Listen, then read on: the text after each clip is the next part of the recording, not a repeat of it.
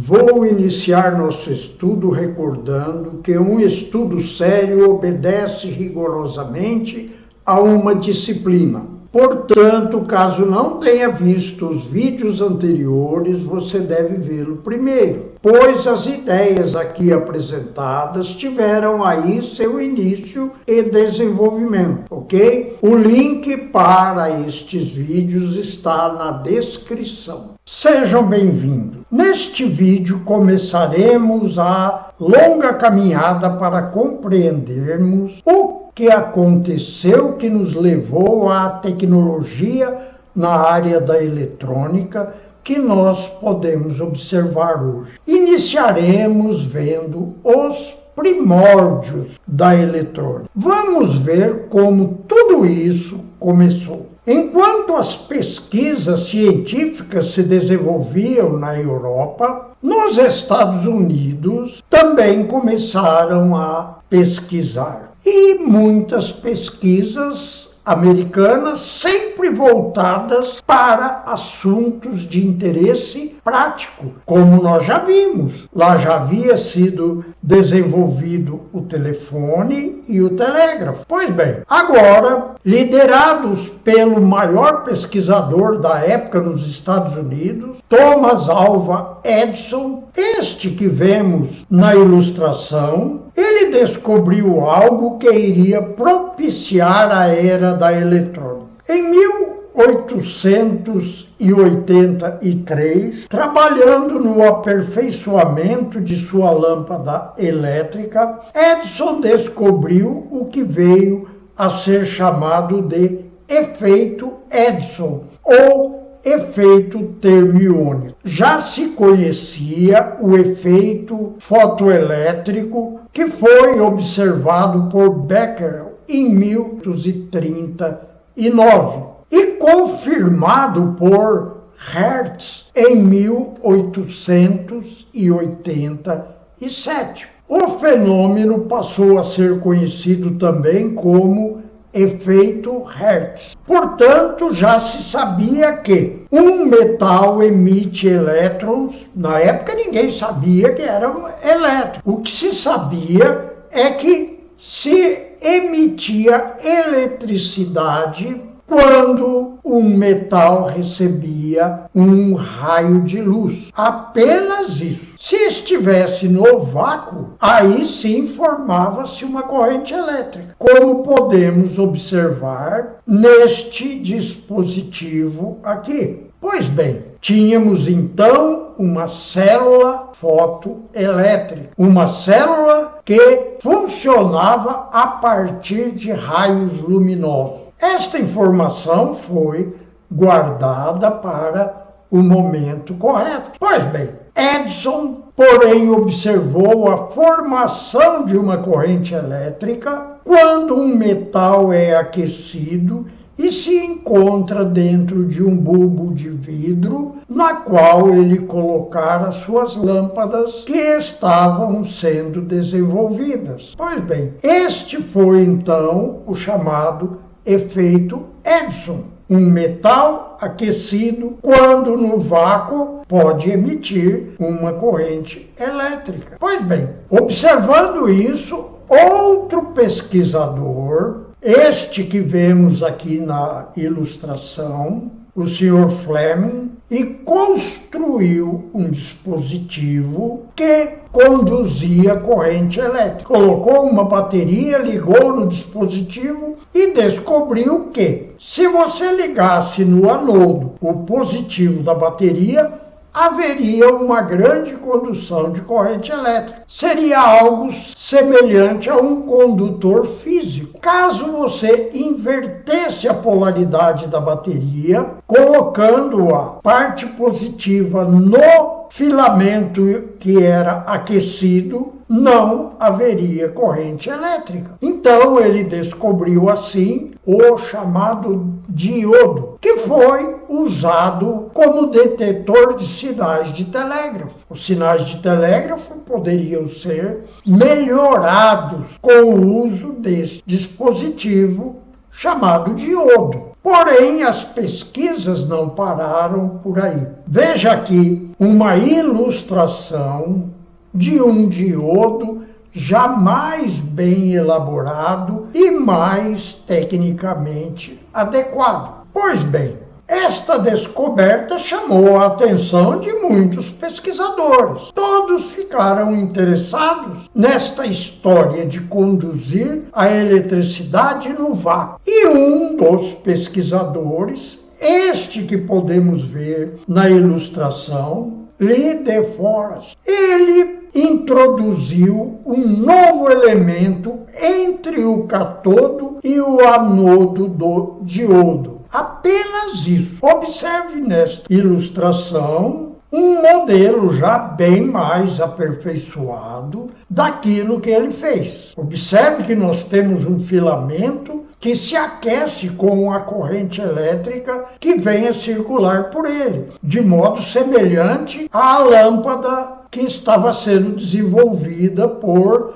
Thomas Edison. E tem uma placa onde se liga o eletrodo positivo de uma bateria. E no meio do caminho temos um filamento que foi batizado com o nome de grade. Ele se tornou um obstáculo para a passagem da corrente elétrica. Esta grade é polarizada sempre negativa em relação ao catodo, ou como no caso aqui do filamento, que nós temos um filamento e catodo funcionando no mesmo elemento. Portanto, a grade é negativa em relação a este filamento. E com isso ela bloqueia a passagem de corrente elétrica. O anodo agora é chamado de placa e o novo eletrodo foi chamado de grade. E o catodo sendo aquecido pelo filamento, como neste modelo da ilustração, onde o catodo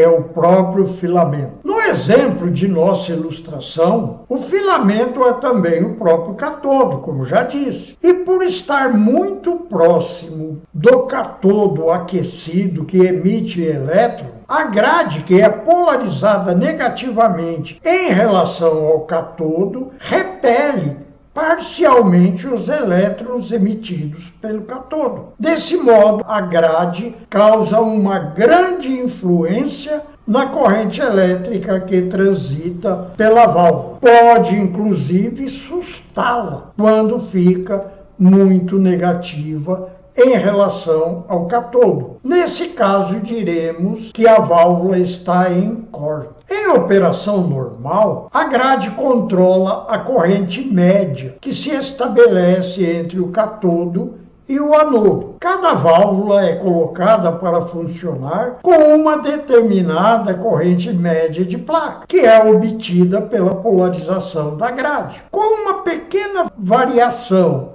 na polarização da grade, se produz uma grande variação de corrente na placa. Apenas para um exemplo, sem um determinado circuito. A corrente de placa é de 20 mA.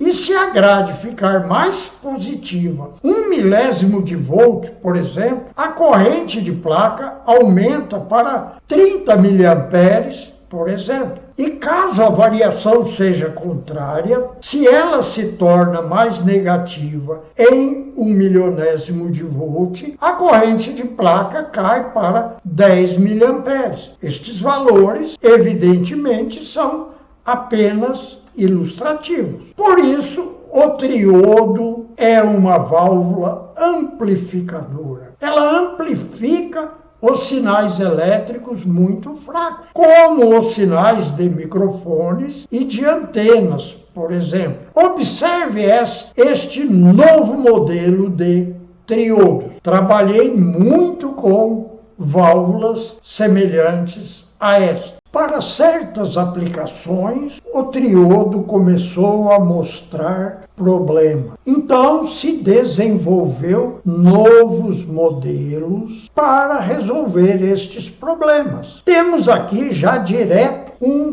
pentômetro. todo. Observe esta ilustração. Este já é um pentodo, uma válvula mais sofisticada, com mais elementos que acabaram por reduzir o efeito negativo obtido no diodo quando trabalha com tensões muito elevadas. Bom, vamos ver agora uma nova ilustração de um triodo. Porque, de fato, o que mais se usou na eletrônica foram os triodos. Os tetrodos e pentodos somente foram usados para circuitos de alta potência, onde se precisava uma voltagem muito mais elevada e correntes mais elevadas. Pois bem, veja este novo modelo de triodo. Eu trabalhei com eles. Agora, neste novo modelo, nós vemos que o filamento